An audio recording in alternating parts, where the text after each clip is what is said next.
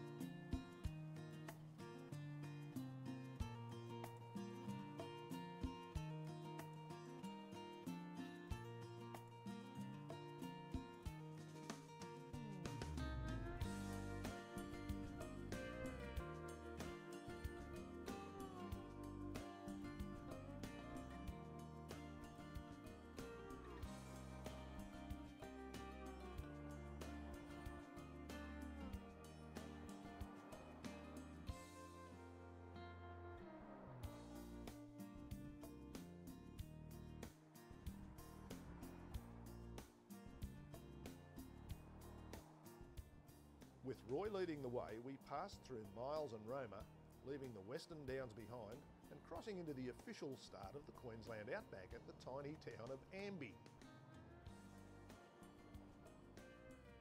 From there we continued to our first overnight stop at the Major Mitchell Caravan Park at Mitchell.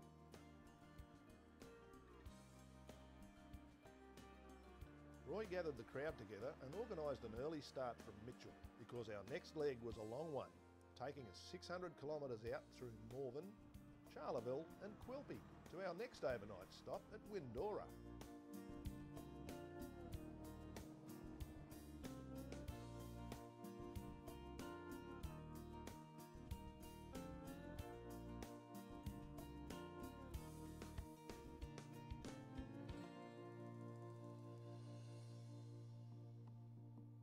As we cruised along, Roy kept the convoy informed via the radio, making sure there were no dramas with any of the travellers.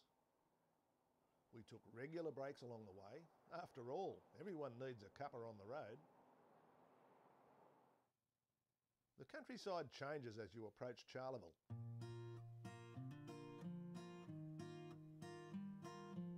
This is red dirt country and the flanking brigalow and mulga trees crowded around the road.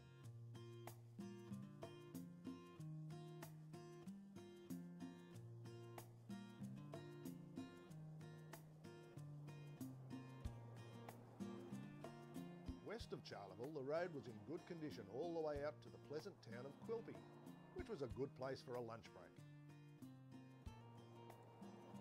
West of Quilpie, the road changed a little.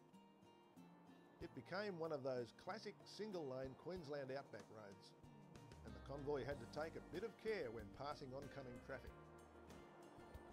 The countryside began changing as we headed west, trees giving way to more open vegetation, with the watercourses of the Channel country becoming more common.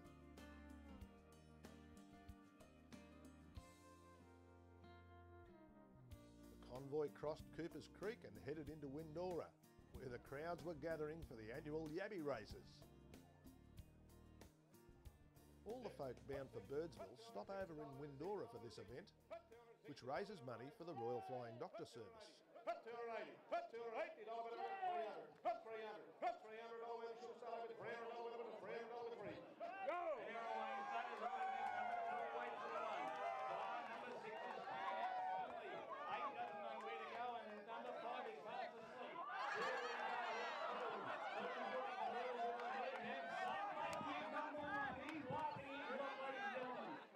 Number 3 is still right in the middle of the pack, but number 2 looks really good from number 1 and 6. 9 is coming out.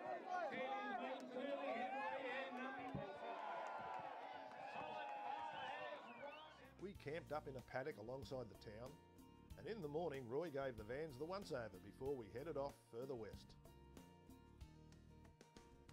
We now came to the interesting part of the tour. The road from Windora remained single-lane tar for about 100 kilometres before the turn-off to Birdsville and 300 kilometres of dirt road.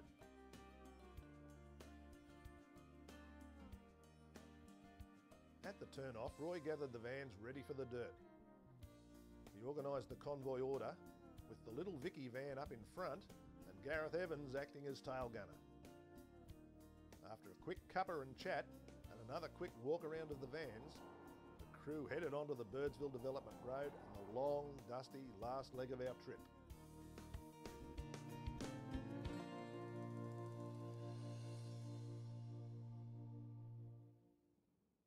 The road was in pretty good condition really, but the amount of traffic had it showing some slight corrugations and rutting.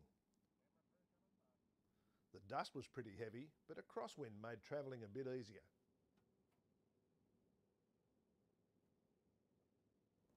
Oddly enough, it began to rain lightly just as we hit the dirt, which we hoped would settle the dust a bit.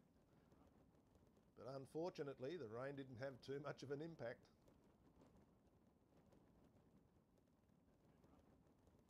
The big question now centred on two vans in the convoy, the Little Vicky and the Emerald.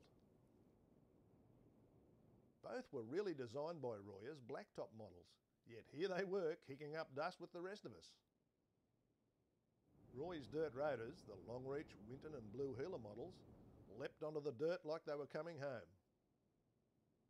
They handled the road very well, of course, because this was what they were specifically designed for and maintained good stability all the way. The country here is pretty much desert, with gibber plains and breakaways, and the hardiest of shrubs mark the few watercourses. It's harsh country, all right.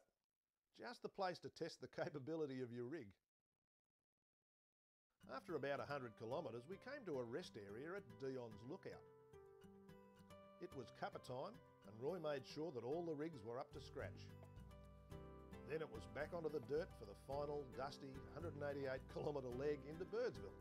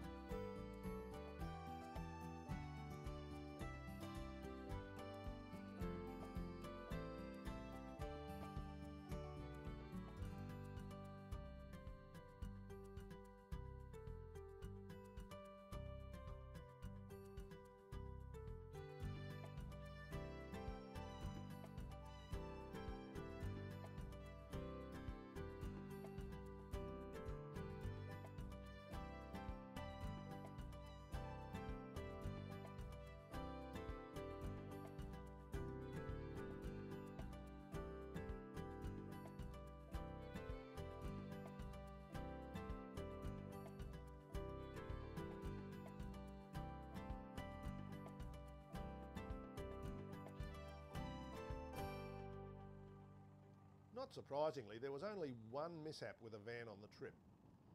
One of the vans had to pull over onto the roadside to allow the pet pup to poo and got bogged down in the soft stuff when they tried to move on. A bit of judicious digging got them back on the track, but the warning was noted. Watch the soft stuff on the edge.